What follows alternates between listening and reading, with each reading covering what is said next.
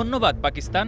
এ যেন বাংলাদেশ পাকিস্তান ভাই ভাই। আইসিসি এবং বিসিসিআই এর কূটচারিতায় টাইগারদের বিশ্বকাপ যখন পণ্ড, তখন পাকিস্তান ক্রিকেট বোর্ডের এক কঠিন সিদ্ধান্ত যেন ব্যথার মলম হয়েছে বাংলাদেশের ক্রিকেটার কিংবা ক্রিকেট ভক্তদের জন্য। 15 ফেব্রুয়ারি ভারতের বিপক্ষে ম্যাচ খেলবে না পাকিস্তান। গেল রবিবার দেশটির প্রধানমন্ত্রী শাহবাজ শরীফের এমন সিদ্ধান্তের পর ক্রিকেটের নিয়ন্ত্রক সংস্থা আইসিসি পাকিস্তানকে হুঁশিয়ারি দিয়ে বিষয়টিকে পুনর্বিবেচনা করতে বলেছিল।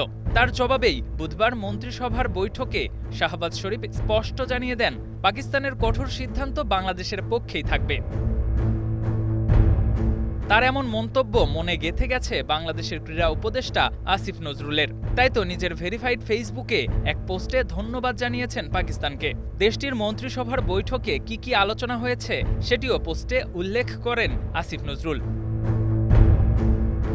বাংলাদেশের যৌক্তিক দাবি না মেনে বিশ্বকাপ থেকে বাদ দেওয়ার পর থেকেই সরব পাকিস্তান ক্রিকেট বোর্ড। শুরু থেকেই বাংলাদেশের পাশে দাঁড়ানোর ঘোষণা দেয় দেশটি। পাকিস্তানি গণমাধ্যমের খবর ছিল টি-20 বিশ্বকাপটাই বয়কট করতে পারে দেশটির সরকার। তা না হলে অন্তত ভারত ম্যাচ খেলবে না পাকিস্তান।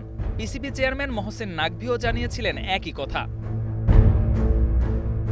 শেষ পর্যন্ত প্রধানমন্ত্রী শাহবাজ শরীফের কাছ থেকে আসে টুর্নামেন্টের সবচেয়ে হাই ভোল্টেজ ভারত ম্যাচ বয়কটের ঘোষণা। বিপুল অর্থ লোকসানের মুখে এই সিদ্ধান্ত থেকে সরে আসার জন্য পাকিস্তানকে নানা রকমের হুমকির খবর প্রকাশ করে আসছে ভারতীয় গণমাধ্যমগুলো। তবে হুমকি ধামকি কানে না তুলে ভারত ম্যাচে মাঠে না নামার সিদ্ধান্তেই অটল থাকল Pakistan.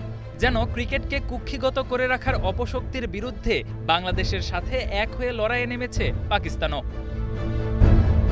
KM Soni, star news.